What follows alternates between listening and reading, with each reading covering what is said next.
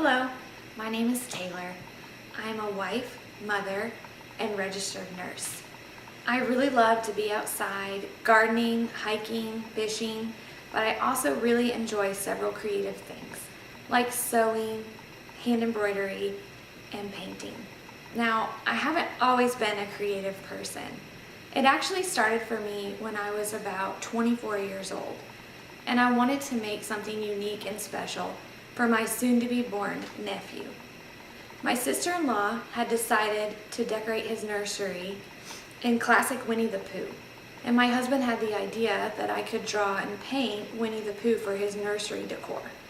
Now, I had never tried something like this before, and honestly, I considered myself a person who could not create, who could not be creative.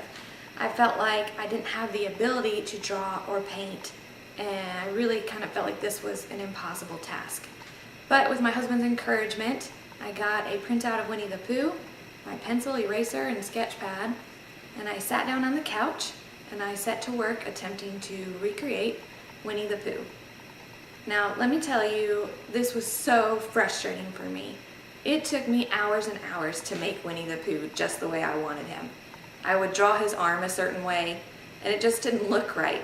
And my sweet husband would point out, "You have a curve, this line is straight," details like that, and I would erase and try again.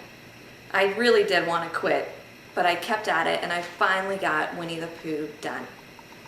After I finished him in pencil, I took a black marker and outlined him, and then I got my Crayola water set out, and I painted Winnie the Pooh. And honestly, from that moment of painting Winnie the Pooh, I've been absolutely hooked on watercolor. I think there's no other medium like watercolor. You never know exactly what the colors are gonna do, how they're gonna blend. Each piece is unique and independent. I can sit down and have in my mind what this piece is gonna look like, but when I get done, it can be something totally different because of what the colors decided to do. For me, there's no better pastime than to sit by my window with my cup of water, my watercolor brush, my watercolor tin palette and paper, and paint my heart out. All my stress will go right out the window.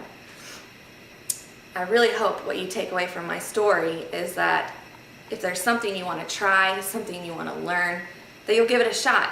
Because if I had never tried drawing or painting like my husband suggested, I wouldn't even have my favorite hobby that I have today, which is watercolor painting. So you really can do whatever you set your mind to if you just take the time. Thanks for listening.